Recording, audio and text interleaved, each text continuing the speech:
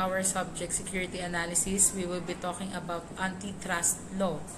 No, so, doon sa mga previous lessons natin, we focus on financial investment, we focus on financial markets, and we also deal with securities market.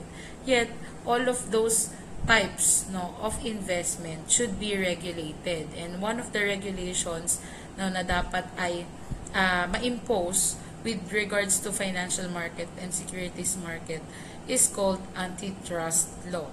So, yun po yung ating discussion for this Unit 4. Alright, for the learning objectives, we have 3 main points to discuss with. Una is, be aware of the various statutes that prevent businesses to gain excessive profits at the expense of the consumer. Discuss the questionable business activities and explain the features of the Big 3 antitrust law. No, so basically, ang flow of discussion natin dito sa Unit 4 ay ipaliwanag sa inyo kung ano at para saan yung antitrust law, ano yung mga maling gawain or madayang gawain na pinipigilan ng antitrust law when it comes to securities market and financial markets. And lastly is ano yung 3 na antitrust law na big 3 antitrust law na ginagamit talaga all over the world. Kung ayun ay ginagamit sa Amerika, yun din ang ginagamit sa atin. Yung 3 antitrust laws na i-discuss natin later on. Ayan. So, let us first talk about the definition of antitrust law. Sabi dito, antitrust law are statutes developed by the U.S. government to protect consumers from greedy business practices. This ensures that fair competition exists in an open market economy. Simply, they stop operations from playing dirty to make a profit. So, to better discuss it or explain the antitrust law, yun yung mga batas na ginawa ng government ng US para protektahan yung mga investors mula doon sa mga investing companies or doon sa mga companies na nag-o-offer ng stocks na makasarili or greedy business practices yung ginagawa. Pinipigilan ng antitrust law yung mga malalaking kumpanya na maging makapangyarihan o kaya maging madaya sa paraan ng pagkita or sa paraan ng pagdadagdag ng pondo dun sa kanilang companies. Isa sa paraan yung antitrust law para ma-ensure na may batas sa ilalim ng negosyo na kahit meron pa man ding competencies or competition between a lot of big companies ay merong nagro-rule sa kanila kasi nga open market or open market economy yung meron sa securities and financial market. Diba sabi ko nga dun sa mga previous lessons natin, even on a snap, as long as you have money that you wanted to invest, ay pwede kang bumili ng investment. Yet, dapat may mga rules na naka-impose dun sa mga companies na nag-o-offer ng mga shares. Kaya nga tayo may tinatawag na Philippine Stock Exchange. Sila yung nagbibigay ng rulings para dun sa mga listed companies na nagbebenta ng shares. Kumbaga, may taga-harang ng mga business practices na in a way, hindi maging ganid yung mga kumpanya na kumita ng pera. Kasi nga, ang mga tao, willing naman to invest. May mga rules na dapat sinusunod and yung mga rules na yon ay nakapailalim sa antitrust law. So, yun lang naman yun. If you will highlight something from this definition, yung naka-bold na lang. So, simply, antitrust law wanted to stop operation from playing dirty to make a profit. Pinipigilan maging ganid or maging greedy yung mga companies para lang kumita sila ng pera. Yun po yung antitrust law. Okay. So, questionable business activities. Now, there are lots of questionable business activities, but we will be focusing on these 4, which is market allocation, bid rigging, pricing, fixing, and monopolies. Sabi dito, antitrust laws are applied to a wide range of questionable business activities like this four. No, so, isa-isahin natin siya. At paano nga ba naging questionable yung mga business activities na ito? Una is yung market allocation. Sabi dito, a market allocation is a scheme devised by two entities to keep their business activities to specific geographic territories or types of customers.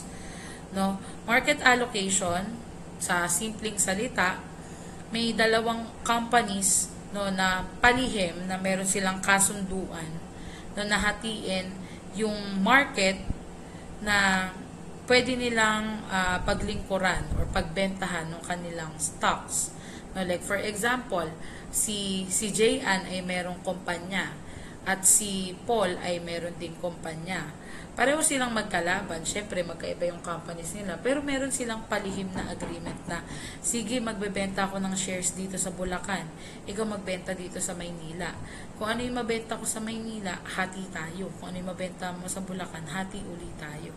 Ganon. Para, kumbaga, win-win situation for both of them. Yet, pwedeng nagagatasan lang ng nagagatasan yung mga investors. No, kasi sa mata nila, ay, dito ko sa Ayala dito ako kay Paul's company mag-i-invest. Ay, hindi, dito ako kay Jayan's company mag-i-invest. Yet silang dalawa pala may agreement na pag kumita tayo sa lugar na to, hati tayo. Ganon. So, 'di ba ang greedy ng ganong actions? Well, sa business context, dapat naman talaga dahil nga open market no ang securities market and financial market, kailangan talaga mahigpit sa rules. Kasi hindi naman na malalaman ng, for example, hindi na malalaman ng Philippine Stock Exchange na may agreement si Ayala at si SM. Yet, paloob pala, may black propaganda pala sila na ganito. O, try mo magbenta dito sa ganon. Like for example, sa Visayas, ganyan.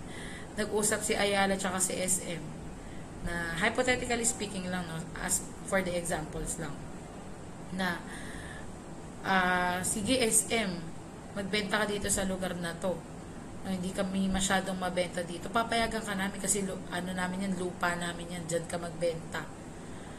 O kaya, dito mo ipalagay lahat ng dealers mo dito sa pwesto na to. Pero pag mamay-ari ni Ayala yun. Pero bigyan mo kami ng komisyon pag may nabenta ka. Ganon. So, parang nagiging greedy sila. May hawig siya sa ano. Saan? Yan. Basta yung mga ganong klaseng practices. And again, sa business world, maraming business operations na hindi naman na talaga nakikita ng mga external parties. Diba? Hindi na nakikita ng consumers, hindi na nakikita ng suppliers. Pero internally, meron silang mga ganon na totoo. Diba? Yung bigyan ka namin ng 5%. Sige, ilalaban namin yan. Ipapasa namin yung ganon. Pero ilagay nyo lang in a business context. Pero, my God, the corruption in the Philippines is really, really corruptioning. Kung hindi sana sila corrupt, baka gawa na yung ABR. Kaso, wala nasa kanila lahat ng pera. Anyways, going back to the discussion, no, so, one of the things that the antitrust law monitor is this kind of questionable business action, which is market allocation. No? May dalawang magkaibang kumpanya, no, na meron silang isang business activity na ginagawa na parehong may gain sila na mukhang hinuhututan lang nila yung mga potential investor. No? Yun yung market allocation. Next is bid rigging. Pumasok na yung bid na word. Illegal practice between two or more parties who conspire to choose who will win a contract is called bid rigging. When making bids, the losing parties will intentionally make lower bids to allow the winner to succeed in securing the deal. This practice is punishable by the law and it is a felony in the US. This can be divided into bid suppression, complementary bidding, and bid rotation. So, isa-isahin natin silang tatlo. Sabi dito sa bid suppression, competitors refrain from bidding so a designated winner's bid is accepted. Yung bid rigging daw, kapag nandaraya ang mga kumpanya sa bidding ng kontrata at nagkakasundo kung sino ang mananalo, na kung napag-usapan ng kumpanya ni Ella, pumasok si Alpha Omega. Tapos pumasok ulit yung isa pang kumpanya ni Alpha Omega. Tapos may pumasok pa ulit isang kumpanya ni Diskaya, 3 kumpanya, kunwari, 3 construction company. Hahayaan nung 2 construction company na matalo sila dun sa bidding, tapos manalo lang si Alpha Omega.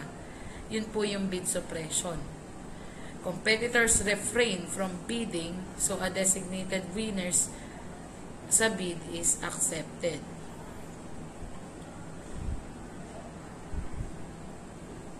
Sige, okay lang, Joanna, pasabi na lang na okay lang. Yan. So, suppress. No, alam niyo naman yung word na suppress, parang pinagdadamutan. No, yung Tagalog, parang ganon. No, so, yung mga kumpanya na yon, like for example, you have 9 companies. Out of 9 companies, ang nanalo lang sa bidding ay isa. Hindi ka naman natalo may pasok pa rin isa. Yun yung bid suppression. Na pangalawa, complementary bidding. Competitors connive to submit unacceptably high bids for the buyers or include special provision in the bid that effectively nullify the bids. So, sa complementary bidding naman, nagpapasa ng peke o sobrang mahal na bid para ipanalo ang isang kumpanya.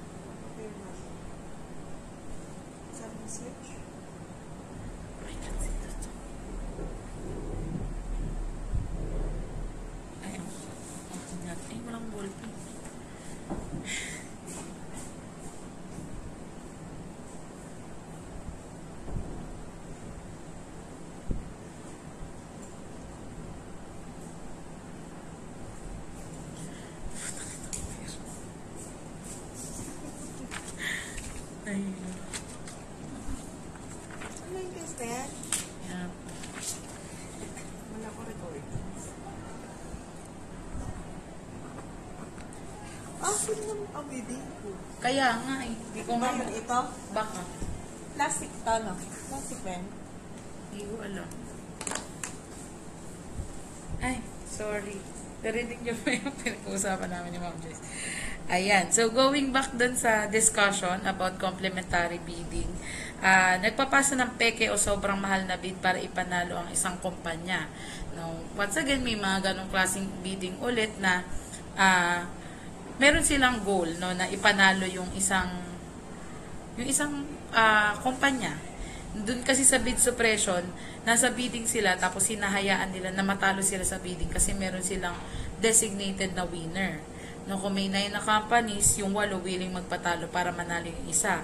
Sa complementary bidding naman, magpapasa yung 8 kumpanya ng mali-mali na dokumento o peking dokumento para ma-assure nila na ma-nullify, ibig sabihin ng null ay mapawalang bisa sila sa bidding para manalo yung isa. No, yun naman yung kinaibahan dun sa bid suppression. Sa bid rotation, competitors take turns being the lowest bidder on a variety of contract specification. Palitan silang nananalo sa iba't ibang kontrata. Naku, meron tayong kilalang ganyan. No, ang daming kumpanya. Matalo nga naman yung isa, meron pang isa, pero lahat sila kasali sa bidding. Siyempre, isang kumpanya, ipapapanalo nila. No, very familiar nga naman. Ipapapanalo nila yung kanilang bid. Hayaan nila matalo yung iba. Unlike sa bid suppression, doon may ipasok si Wawaw, no, doon may ipasok si Sims, doon may ipasok si LRT Builders, iba't ibang kumpanya. Tapos, willing lang matalo yung iba para manalo si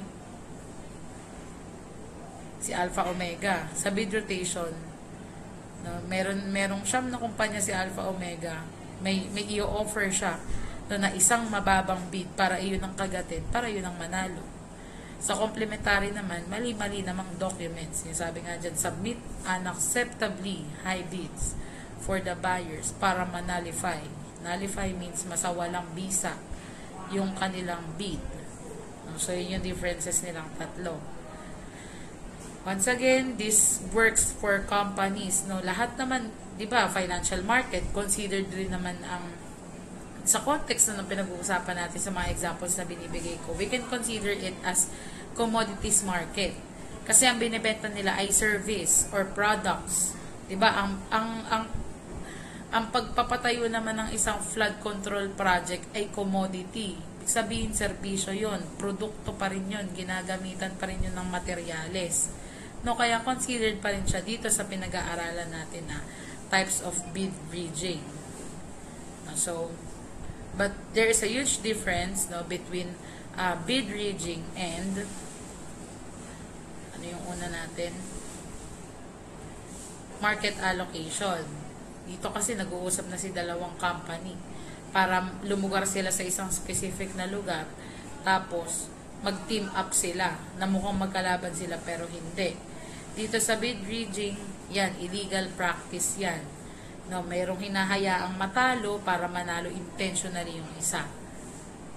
So, illegal business practice pa rin siya. Okay, next is price fixing. A scheme devised by two entities to keep their business activities to specific geographic territories or type of customer. Kapag nagkasundo, no, ang mga companies na sila mismo magtatakda ng presyo sa halip na hayaan ang natural na galaw ng merkado, madalas mas mataas ang presyo nito para sa mga mamimili. So, sa price fixing naman, kung pag-uusapan natin ay stock market, no, sa stock market, usually, sabi nga natin sa discussion, may influence ang mga investors para magkaroon ng changes dun sa price. No, 'di ba? Kung maalala niyo dun sa example ko, sinabi ko dun na kung mas mabili ang stock sa halagang 1,000, baka makasanayan ng mga companies na ibenta lang yun sa 1,000 pesos. Pero, darating rin naman yung instances na sinanay tayo sa halagang 1,000 kada isang share. Pero ang bentahan na pala talaga ay 700 lang. Pero sa isip natin, ang normal range ay 1,000. So, ang mangyayari doon ay, naisahan tayo kasi nga, may price fixing na tinatawag. Scheme nila yon. No? And, usually, ginagamit itong price fixing sa mga lugar na hindi naman talaga ganun ka-well-known sa investment. No, kunwari, nasa probinsya ka, extra kang 1,000,000, hindi ka naman ganun katalino. No, gagamitan nila ng mga ganong klaseng schemes para ma-influence yung mga tao na bumili. Pero sa loob-loob nila or sa internal processes na meron sila, mababa naman pala yung bentahan, yet binentahan tayo ng mahal. Di ko na maisip yung specific term pero may gano'n na parang, sorry sa term na gagamitin, pero parang ginagago ka sa presyo. Ganon. Yung alam mo namang mura yung bentahan, pero mahal binenta sa'yo. Ganon. So, parang, budol ba yung tawag doon? Hindi. Iba yung budol na term. Pero parang ganon. Parang ganon yung price fixing. Ayan. So, tatlo na, no, yung nadidiscuss natin na questionable business action. Parang humina yata yung boses ko. Yung una natin ay, market allocation, pangalawa ay bid bridging, pangatlo ay price fixing. Next is monopolies. Ayan, ako, very well known ang BSBA sa term na to. Tama po ba? Narinig nyo na ba yung term na monopolistic competition?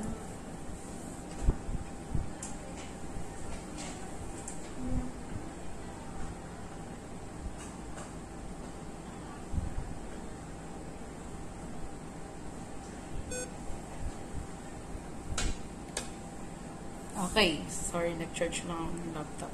Ayan. So, alam ko naman, no, mga anak na familiar na kayo sa term na monopolies.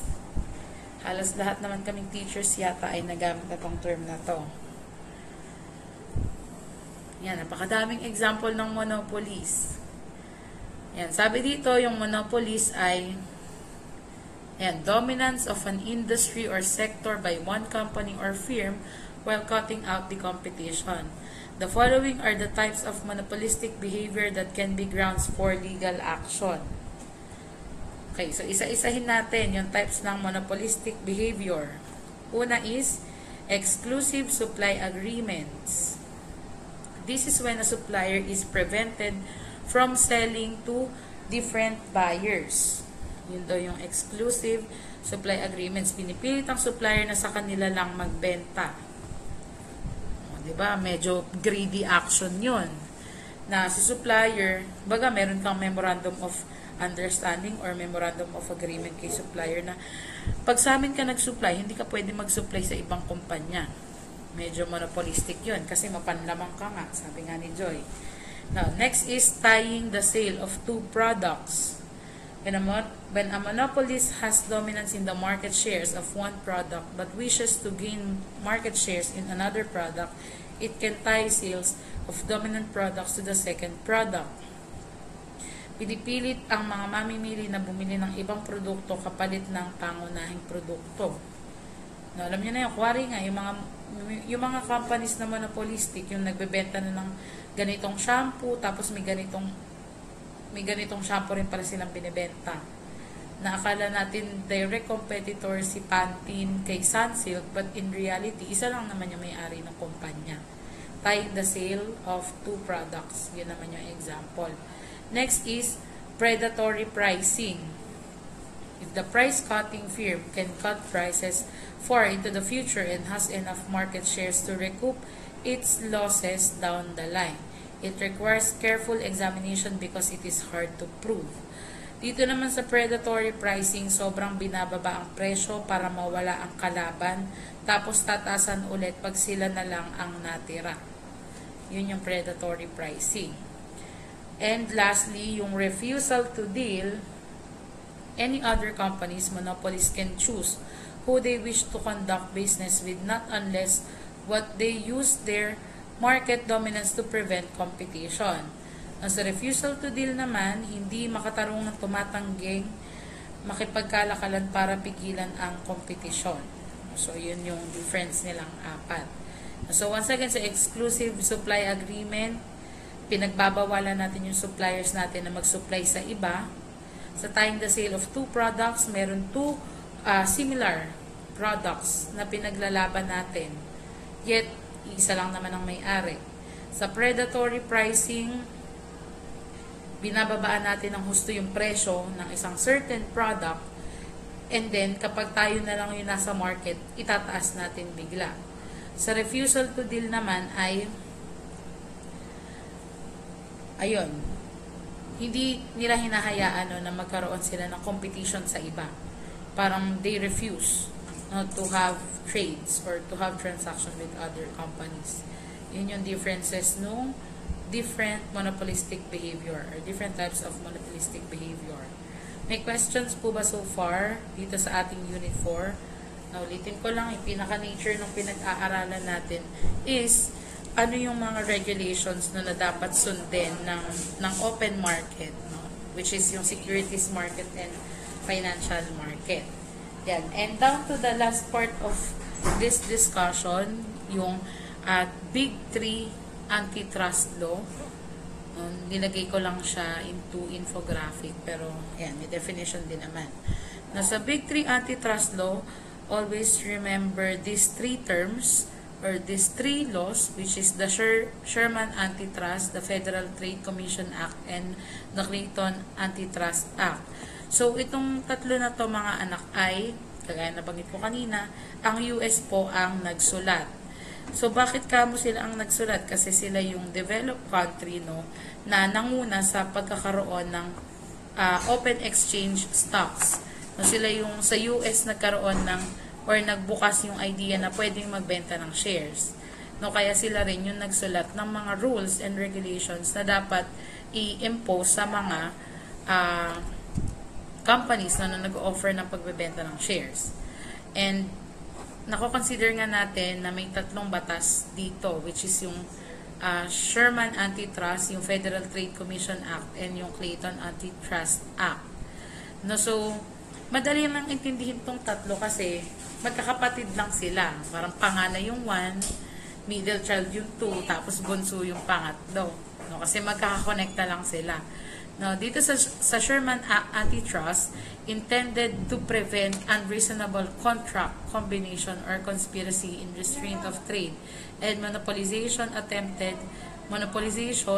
or conspiracy or combination to monopolize. Dito sa Sherman Antitrust, pinipigilan yung monopolies at yung mga agreements para hindi magkaroon ng masyadong kalayaan sa trading. Yun yung Sherman Antitrust. No, bakit kamo natin kailangan ng hindrance in a way? No, importanteng magkaroon ng pagpipigil sa open market kasi nga dahil nga madaling i-liquidate yung pera, pwedeng pumasok ang idea ng money laundering.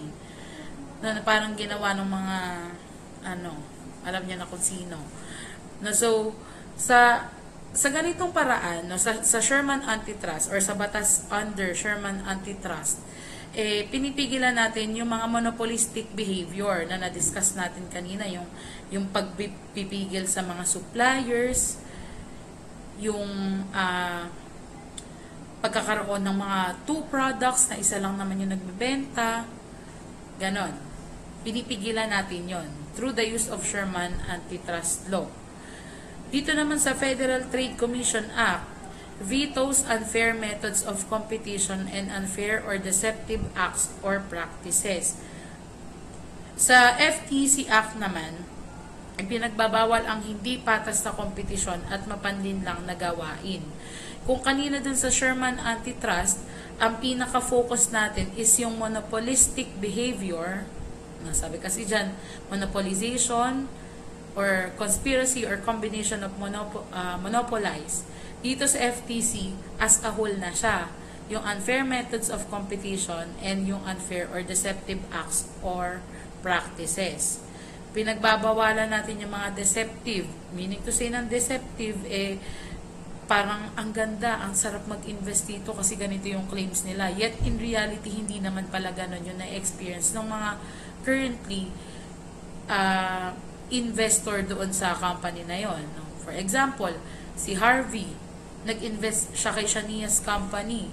Tapos, nung may dealer siyang kausap, ang sinabi kay Harvey, you will gain 30,000 pesos in a year, kahit na 20,000 lang yung iyong investment.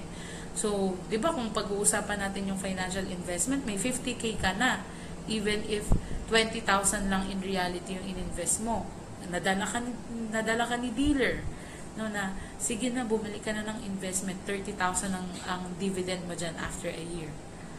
But in reality, after a year, ang kinita lang ni Harvey ay 2,000. Naging 22,000 lang yung pera niya kasi nung pagpasok niya doon sa investment, doon niya nakita yung reality na, ay, ganito lang pala yung tubo. Bakit sinabi nung dealer, ganito yung possible kong kitain? No, kaya sinabi na deceptive acts or practices. And once again, ang daming ganyan, no? Most especially sa brokered markets. No, paano kaya kung hindi natin pinipigilan yung pagbenta sa mga condominium na laging 1 million yung halaga, tapos studio type lang? Na ang pangako sa atin, sige po, included po sa contract ng 1M na yan na ipapagawa po lahat ng mga fixtures. Papalitan po yung shower, papalitan yung gripo, etc. etc. But in reality, it doesn't happen. And yung Federal Trade Commission Act, yung batas na kung saan ay pwede nating sabihin na may nilabag kang batas kasi may hindi ka sinunod sa kontrata natin. Kahit ultimo mismo si broker, kaya mong kasuhan. Kasi syempre, participant siya doon sa trading or sa transaction na meron ka at saka yung nagbebenta ng condo. Like for example, o kaya ikaw tsaka yung kumpanya na pinagbilan mo ng shares. No, yun naman yung FTC. Yun naman yung nako-cover ng antitrust law na yon. Deceptive acts or practices. Sa Sherman Antitrust, yes, nagtitake advantage. Thank you, anak. Sa Sherman Antitrust ay yung monopolistic activities naman yung hinaharang natin. And third is si Clayton Antitrust Act. addresses specific practices that Sherman Antitrust Act may not address. These include preventing mergers and acquisition that may substantially lessen competition or tend to create a monopoly. Sa Clayton Antitrust Act naman, tumutugon sa mga puwang or yung mga lapses na hindi masyadong nasagot doon sa Sherman Antitrust, tulad ng pagharang sa masasamang mergers, discrimination sa pricing, pagbibigay ng karapatan sa mga naagrabyado na magsampa ng kaso. So, alam nyo naman yung idea ng mergers, na-discuss ko yun sa international business. Yung idea ng merging, may dalawang companies na nagko-combine at naitatayo na lang sila into one business. Yun yung merging. Yung acquisition is yung binili ni company A si company B. Yun yung acquisition. Yung merging, dalawang existing company nagsama. Hindi binili, nagsama. So, ibig sabihin, with that idea na you are combining your business practice with one another, meron kayo mabubuong panibagong business practice kasi nagsama kayong dalawa. And ang tendency nun is harangan, yung mga masasamang idea ng merging. Like, for example, di ba nakita naman natin na si Meta, iisa ang may-ari. At under ni Meta, si Messenger, Facebook, and si Instagram. Pati si Thread. Still, business yun Sa Clayton Antitrust Act, kung may mga tao nang naaagrabyado through the use of that specific social media application, tapos biglang naisip pa ni Elon Musk na bilhin na lang yung Meta dahil siya na ang may-ari ng X, baka hindi na tama na magkaroon ng merging between X and those social media applications na nabanggit ko. Kasi meron na nga hindi magandang practices na nagagawa yung isang app, idadagdag mo pa yung isa. May something dirty din sa X. So yung ganong idea na mayaman na si Elon Musk, mayaman na rin si Mark Zuckerberg, sila na lang lahat yung yumaman kasi sila pa yung mga naging magkakapartner. Nakukuha niyo yung idea, mga anak. Kaya may mga kantang Tatsulo, kung alam niyo yun. Ayan, yung acquisition ng Red Ribbon sa Goldilocks, tas hindi na ganun kasarap yung cakes ng Goldilocks. Ayan, di ba? Deceptive. Siguro sa Sherman Antitrust, hindi masyadong na-specify yung reasons para makapagsampa ng kaso.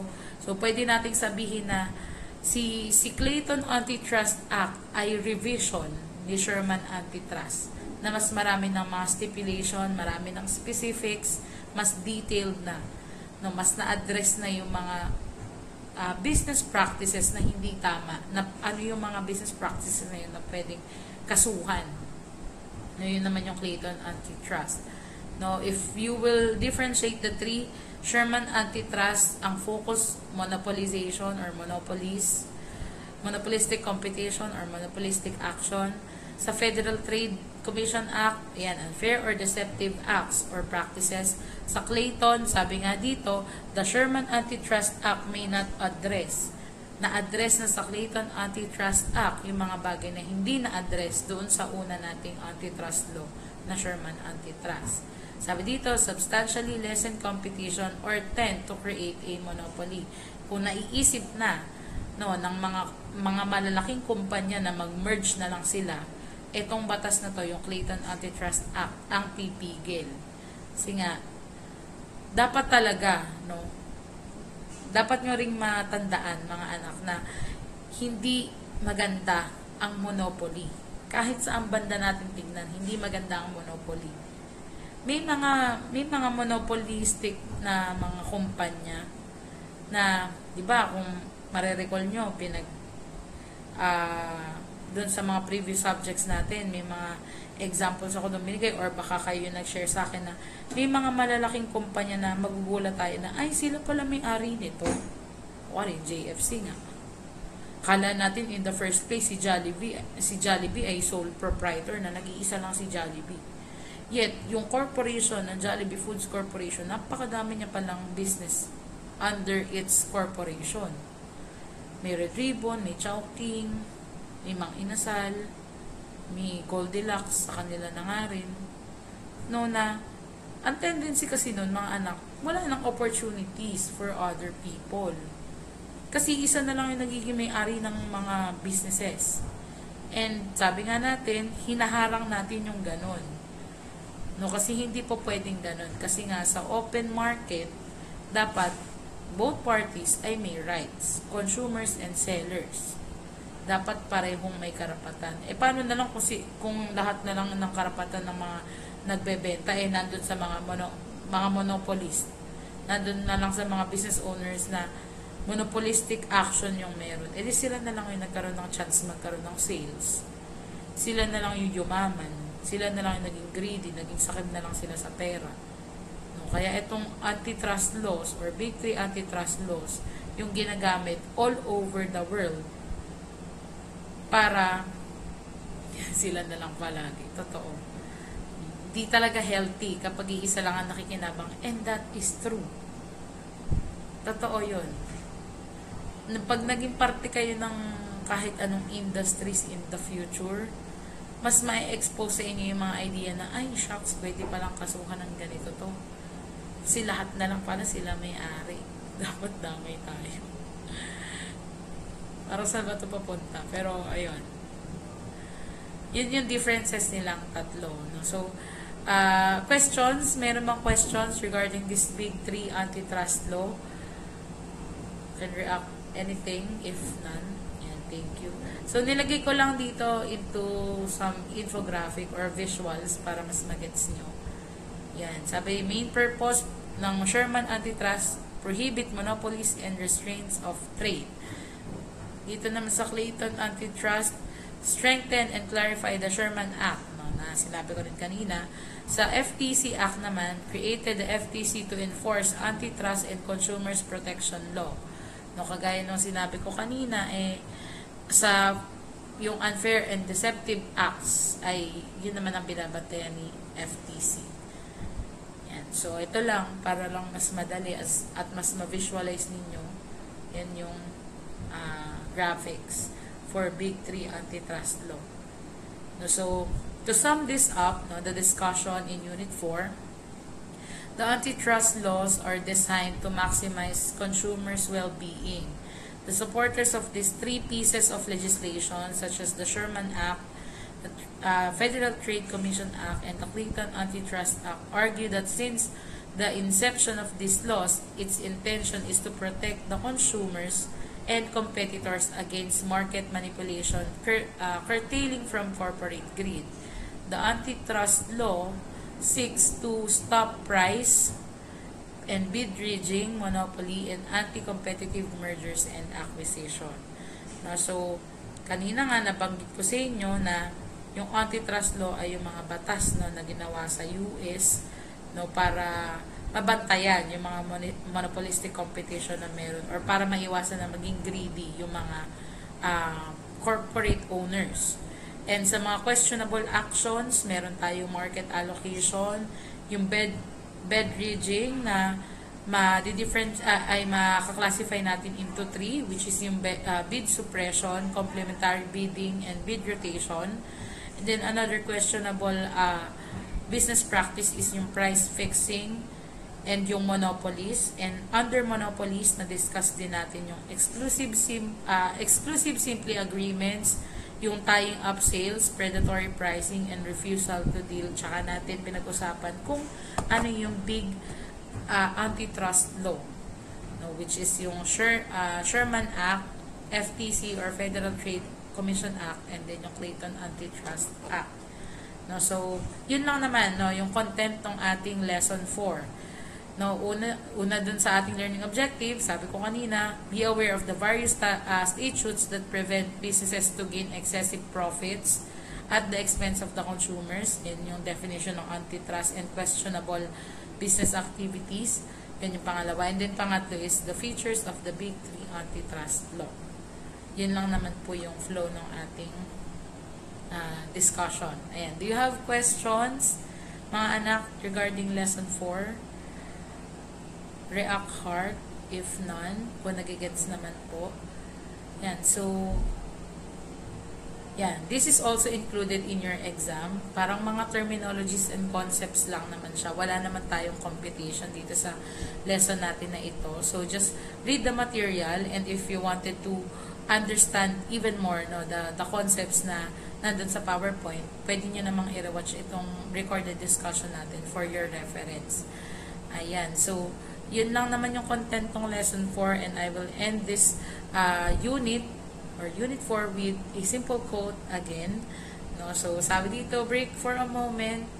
Lagi nyo tatandaan, more to grow and more to be. No, kanina, sabi ko dun, alalahanin nyo bakit essential yung rain. No, bakit ba importante yung rain? Dito naman sa lesson 4, lagi nyo ring aalalahanin na marami pang pwedeng mangyari. No? More to grow and more to be. No, hindi lang tayo stagnant, hindi lang tayo magstay as is, hindi lang tayo magstay sa kung sino tayo. There are lots of opportunities that can be given to us. No, and anong relation nito sa discussion natin? I really don't know, but I just love reading some short quotes that you, my dear student, baka makarelate kayo or magamit nyo rin sa mga personal lives nyo. Ayan, so thank you so much once again for listening to this discussion. I do not have any additional learnings to say. No, though I know na mas masarap sana tong pag-usapan ng face-to-face. But then again, I am so sorry for not being able to see you all physically. And as I promised, babawi ako after midterms. Yariin lang natin tong mga nangyayari ngayon, yung audit, yung mga kung ano pang mga nagiging harang sa discussions natin. Yan. Thank you so much.